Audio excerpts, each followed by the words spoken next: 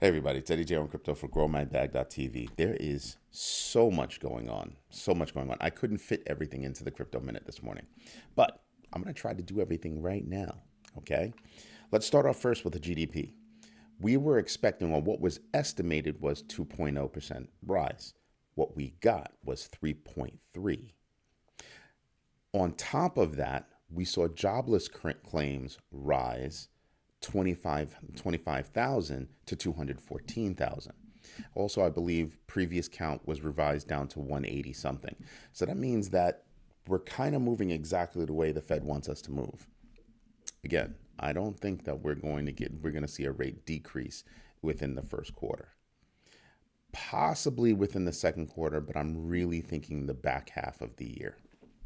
Now, we should have known when Fidelity's Ethereum spot ETF got postponed until March that anybody else's is also going to be postponed.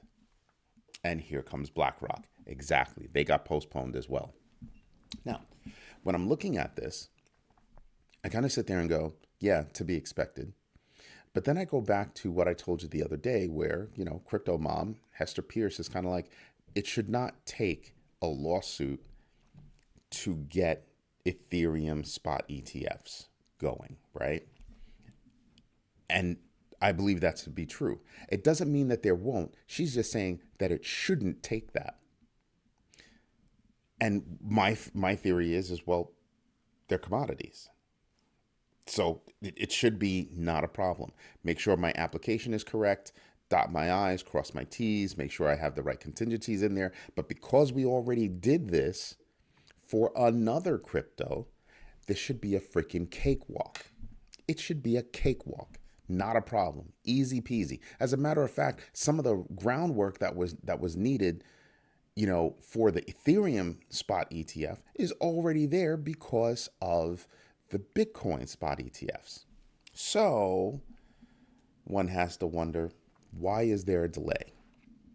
Well, it could be because in 2023, that's how much work there is. In 2023, under Gary Gensler, cases brought by the SEC doubled. Now, roll that forward to what I was saying just a couple of days ago. Yeah, but the cases that you're bringing are shoddy, right? You're not bringing strong cases. You might have way more cases, but they're really shoddy cases. You're looking at inconsistencies between two similar cases, right? Binance and Coinbase. And those cases show drastic inconsistencies, enough that companies are coming after them saying, "Oh, whoa, whoa, that's misinformation right there. That's a misstatement." Otherwise known as a lie. That's a legal way of saying that's a lie. I think the SEC has got problems. I think it needs to be fixed from the inside out, from top down, needs to be fixed, right? So when I look at it, I'm kind of like, yeah, certain things need to happen. But there you go. Something that caught my attention that most people probably won't pay attention to.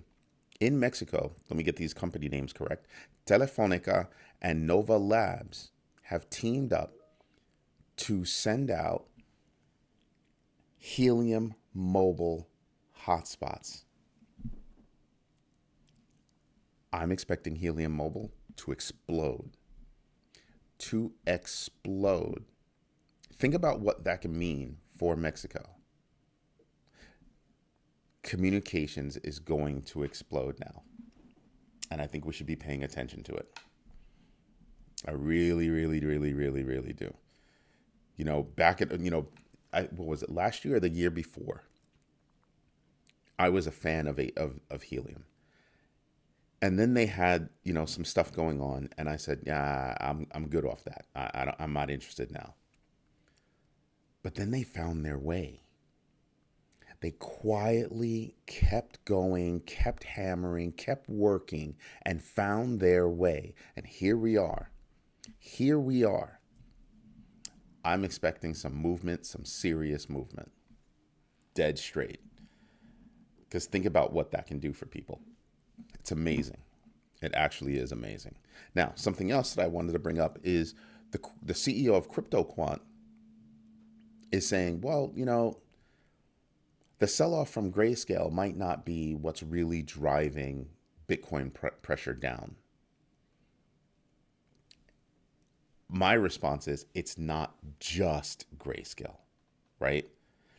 I think it's a combination of Grayscale, a combination of what's coming with Mt. Gox, or what people think is coming with Mt. Gox. I think it's the selling from miners that's also doing it. Now, I was thinking the other day that, somebody could come out there and buy Grayscale. It's possible. Digital Currency Group needs the money, hence sell-offs, not just Bitcoin, but Ethereum too. But then I'm sitting back and I'm kind of going, well, you sold so much. Well, let's stop and think about this. Do I really have to buy your company to gain what I want to gain? I could just let you fall flat. You've got higher prices than me. I can still on the open market go get Bitcoin. I don't really need yours. That's a big deal. So I think there's a lot that's going on there that can say and do a lot. But DCG, that whole, Gemini Genesis earn debacle that's actually still kind of going on. They need the money. Barry Silbert and his crew, they need the money. I might wait a little bit. I might say, well, I could be interested in buying your company. I could be. Problem with that is that DCG owns the most GBTC shares. That's a problem, right? And so those are things that I'm kind of paying attention to. Those are things I'm really seriously paying attention to. So, when I look at how Grayscale is moving and how it's affecting the market, I agree that, it's not just Grayscale that's, moving Bitcoin, that's putting downward pressure on Bitcoin. But I think news like what Helium has, I think that's going to drive things forward. I think other things that are approaching the halving event, I think other things that are approaching, you have Core Scientific coming back online, exiting bankruptcy favorably. You have them. You have all the other miners. They didn't sell because they don't believe in Bitcoin. They're selling so they can get more rigs to continue mining. Remember, that hash rate is going to be killer. So there you go. So from the stock side, I'm also looking at who's got rigs to sell. This goes back to a few months ago. I told you about how Galaxy Digital had gotten into the space. They actually bought property. I forgot which company it was. I don't have time to look it up right now, but I have it in my notes and it's in the videos in the past. They bought that space because a miner was having problems. Who's got rigs to sell? That was a brilliant move by Mike Novogratz to get involved with that. That was very, very smart. And something else that I'm noticing is Ripple is about to introduce an upgrade to the automated market makers for XRP Ledger that would make it so that people could actually earn interest on chain. That would be huge. So I'm looking to see if that actually gets implemented well and see how that works out.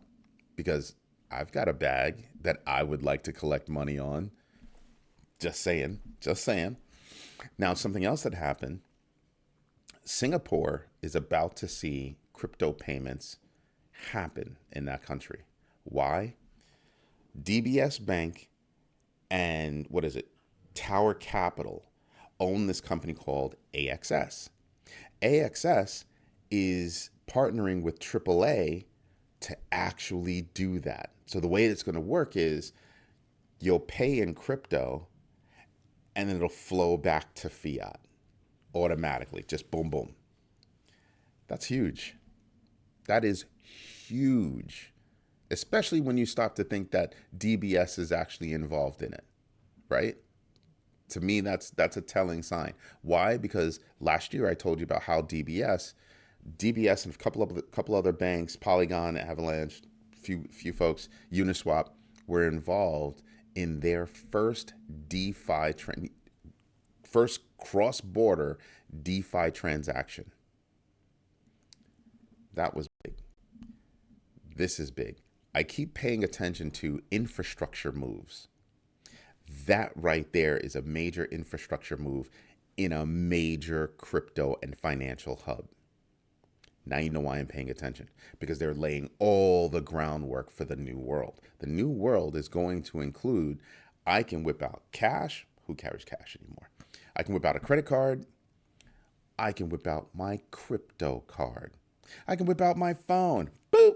And there's crypto. I think the players that are going to have problems in this space are going to be companies like PayPal that are kind of, those fintechs exist kind of on the outskirts of crypto. Block, well, yeah, I can buy and sell, I can buy, sell, trade Bitcoin. But that's it. But at least they were smart enough to get deep into it, because it'll be really easy for them to say, yeah, I can flip that over to make it so you could pay with Bitcoin. Boop. This is what I'm talking about. Some of those fintechs are going to have a hard time transitioning to the new world. So I'm paying attention to that as well. I want to see what kind of plans does PayPal have? Does Stripe have? This is what I'm paying attention to, because they're already into a lot of customers. A ton of small businesses around the world leverage those services. They're really expensive. They're ridiculously expensive because they're going, basically, it's a third-party credit card system, right? And credit cards are really expensive. So I want to see how they're going to respond as Bitcoin and other cryptos continue to be adopted and used, not just invested in. This is why I tell you guys, do your own research and dig in. Dig in, just 5-10 minutes a day. Just dig into something. Just keep going. You'll start to build your knowledge base. And I'll return to that subject in a little bit. I have a little bit of a surprise. People have been asking me, so I think I'm going to do it. I think I'm going to bite the bullet. But anyway, the IRS has made a significant change in their cryptocurrency tax laws in the United States. So they were just asking, well, have you bought, sold, traded, whatever with crypto? And that was on like one tax form. I think it was 1040. Now they're putting it on a lot more tax forms. And I want you to think about, because they're in cahoots with the Treasury, right? I want you to pay attention to how this is happening. Have you done this? Yeah, I've done that. The Treasury on the other side wants all the information from all of the central exchanges about, well, we want to know about all the transactions that have happened, because they want to correlate all the transactions that you've done. So imagine how a CBDC works. They would have all of that off the bat. And that would mean that if I went to the store, I wanted a bag of chips, and they said, "No, you're fat. You can't have that bag of chips." All of a sudden, I can't buy my bag of chips because it's not really my money. That's my fear. And I know it sounds like a conspiracy theory, but that's how the tech works. They could literally do that, and that's not what I want. That's why a lot of people are just like, "Yeah, not to CBDCs." I'm a no person when it comes to CBDCs. I really am. That's a scary, scary, scary thing. Now, something that just dropped my jaw, just completely dropped my jaw. Bitwise said, we're going to do something mad cool. And we're going to release all of our Bitcoin addresses. What? That level of transparency sings to a lot of people. We can see what you have. We can see what you don't have. We can see this. We can see that. Want to know something else? They're also over-backed, meaning they've already got more than enough Bitcoin than what they've sold. That's why they're being so transparent. It's like, hey, you could see us. We have already got you covered 1 point something to 1. Whoa. So yeah, I mean, don't get me wrong. They're not paying me. They don't pay me to say anything like that. But that move is, I'm from the Bronx, so excuse me. That's some serious cojones right there. Seriously. So I'm paying attention to that, and I'm just like, wow. Something else that caught my attention. The Shiba Inu team. Hat tip. They're about to launch Shibdenity. And that's an identity management system, of course, on Shiba Inu. So that's why I keep saying, don't call it a meme. Like my man said, don't call it a comeback. I've been here for years. Shiba Inu is not here to play games. That SHIB team is not here to play games. So imagine being in the Web3 space, because that's what SHIB identity is for. And now you can actually know who that is. That's what's up. You're not going to be that 800-pound gorilla sitting in your mom's basement. It's kind of cool. I'm paying attention to that. I think that's very cool. Something else on the Ripple front is, we all know that Ripple is all about institutional adoption. We all know that. But that custody space, it's supposed to be a $10 trillion business. And Ripple said, we're all about it. If you look at the moves that they made, I told you a while ago how they bought Medico. That's why they did it. Because those institutions need custodians. And that's specifically what Medico does. These are the things that I'm paying serious attention to, right? So that way, when I look at things, I've got more information at my fingertips to make a good decision. So I've got some dry powder. I heard about this whole Helium deal. Now, do I buy Helium Mobile? Do I buy Helium? Now I have a little bit more information to play with, and I can go make a move. This is what I do. This is how I do it, right? A lot of you have been asking me, when am I going to put together a class? And last night I was speaking with my team, and my team just hammered me. And I said, all right, we'll put together a class. And we'll go over things like the difference between the credit card transaction, how long that is and what it is, versus, the crypto transaction. Why I think adoption is a key, what NFTs are, what tokenization is. So I'm gonna pull together a bunch of different topics, and here's where I'm asking for your help. What topics in a 2-hour class would you want me to cover? You've been listening to me for 2 years. I've got almost 900 videos up. I have even more articles. You can see what I do and how I do it. What topics do you want me to cover in that class? All right? Drop me a note. Let me know. I would greatly appreciate it. Anyway, I know we would normally get to the numbers, and we should. Again, you should be paying attention to that GDP number. Let me just pull that, push this. But we also have major companies. You had Netflix, drop their numbers yesterday. They hit it out the park. You have Visa today, Intel, T-Mobile, Comcast, ServiceNow, Union Pacific, Blackstone. I mean, Marsh & McLennan. I used to work there when I was a kid. We should be paying attention to these companies. I mean, again, you go all the way down. You even have the Dow coming out today. You've got a lot of companies that are coming out today. Pay attention on what they're saying and how they're saying it.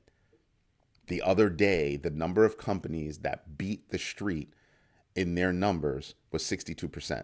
I haven't been tracking that, but I'm dying to know what that percentage is today. And by the end of the week, what those numbers will be. I just find that stuff really interesting. So we already went over, we have the GDP numbers. We're down into neutral territory at 52. I think that number is going to go up. I really do think that number is going to go up. Why? Because the stock market's been going up, and I think that's starting to give people some strength. DeFi Llama down to $72 billion in total value locked. Still the same players in the same spaces in the same markets, drawing up. So that's not bad. So we have a little bit of a downturn. Relax. Just relax. Do your DCA, dollar cost averaging. Keep doing what you're doing, right? Believe me, the market's going to come back. This is a simple pullback. It's not a big deal. People taking profit, a little bit of downward pressure, just like with upward pressure, can't last forever. Now, on the big board, I told you we're going to start coming back up, and we did. We just haven't come back above that 41,416. Because again, I'm looking for us to at least get back to this yellow, in between this yellow band right here, right? 41,416 to 44,741. That's the number. That's the band that I need us to be at, because I think the next time we exist in that band for a little while, we're going to shoot up past 50. That's really what I'm thinking. But we have to get there, right? We have to get there. So once this downward pressure is done, which I don't know when it's done, I can't call a floor. I can't call a top. I can't call a bottom. That's not my job, right? I don't give financial advice, any of that stuff. I just pay attention to what's going on and how it's happening. So I'm paying attention to this. Remember what I said the other day? We could see in the 38,000s. Well, we were there, right? 38,537. We were there. We didn't stay there though. We came back up. We're fighting constantly with that $40,000 mark. That's where we are, fighting with that $40,000 mark. Companies are trying to buy and there's downward pressure. So you have companies like BlackRock, who's got over 1 point something billion dollars in Bitcoin. Well, they were able to buy low because the market's low, because you have others that are selling in big numbers. When that subsides, that's when you're going to see things start to rise again. When that demand goes up, and remember, there's a certain level of scarcity that exists, that's when you're going to start to see drastic increases in those prices. That's why I'm not so worried. That's why I'm looking at dry powder and saying, what can I do? What can I do? Because I'm seeing some positive movement. Now, just about everybody that I care about is in the red. Again, BTC under 40 grand. Ethereum, I don't want us at 22 under 2250. That's where we are right now. Still, I think there are going to be other coins that are going to seriously outperform Bitcoin. So I'm still running my numbers and paying attention to those kind of correlations where, yes, I go up, you go up, but I go up more. That's where we can make serious money, right? That's really it. Everybody's asking, well, how can I do 10x? How can I do this? How can I do that? No, I'm paying attention to how can I make any money at all? Then how much money can I make? And then how can I spread my risk across the places where I can make money, right? And that's just in crypto. But I do the same thing at a higher level, saying, what about crypto? What about real estate? What about stocks, options, bonds, so on and so forth? Again, paying attention to the larger picture. I'm all about growing the bag, straight up, all about it. Looking at that list, again, like I said, Bitcoin is down more than Ethereum, right? Solana is down more than both of them, and so is XRP. Let's see, Cardano, way down, painfully down. But when they come back, which they will, all of them will, not all of them, but the ones I like, I believe they all will. That's going to be a very big deal. Freaking Polygon, the big sways that it has, 25% sways. It wasn't that long ago that it was above $1. It was above $1. Now look at this. It's at 72 cents. Frankly, to me, that's a steal. But that's just me. But I think that's a steal. Shiba Inu at 5 zeros followed by 88. To me, that's a steal.